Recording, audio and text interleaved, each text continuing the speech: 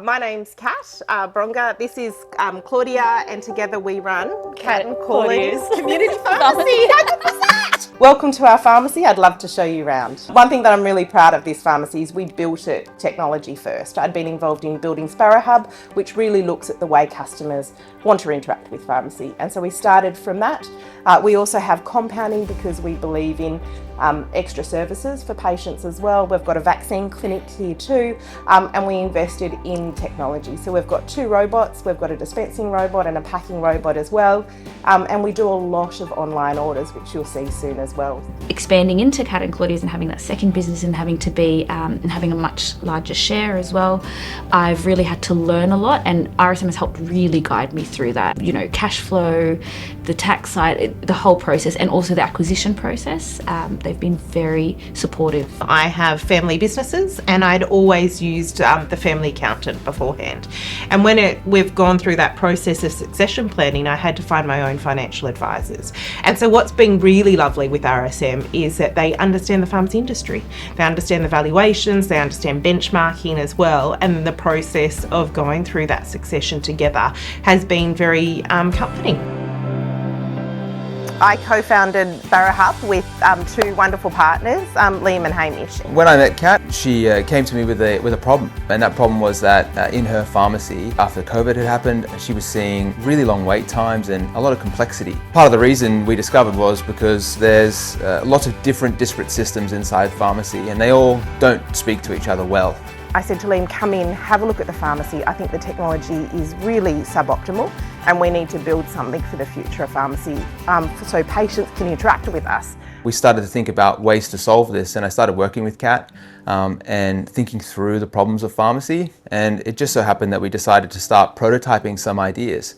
And those prototypes led to some more mature design concepts, and those designs ended up becoming SparrowHub. SparrowHub is a comprehensive set of digital tools for pharmacies to be able to use to bring their stores online and really turn on what is a really fast-growing segment in the Australian consumer market. Opening up our customer base and not just focusing on the local area or the centre, but it just became Australia-wide really by utilising the technology that Sparrow allowed us to do.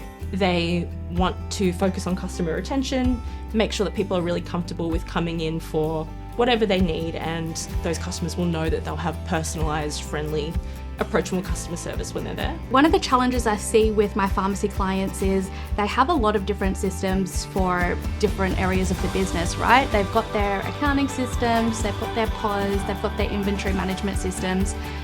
Each of those systems spits out a lot of data and analysis to them, and it's about how to connect those dots and understand the whole picture and which levers to pull to service the pharmacy business and help grow the profit.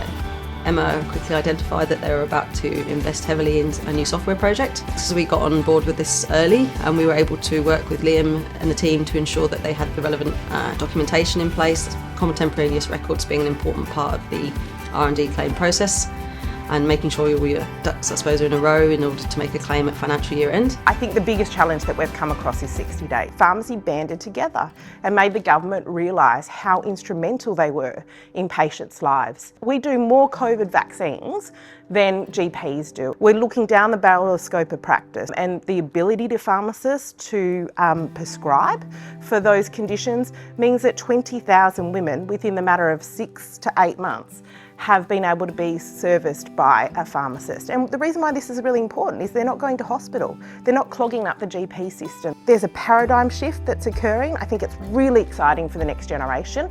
I think we've got to invest in our businesses to meet this challenge head on. As a software founder, accessing capital is critical for building software. Capital gives us the ability to be able to make a bet on a future profitable venture.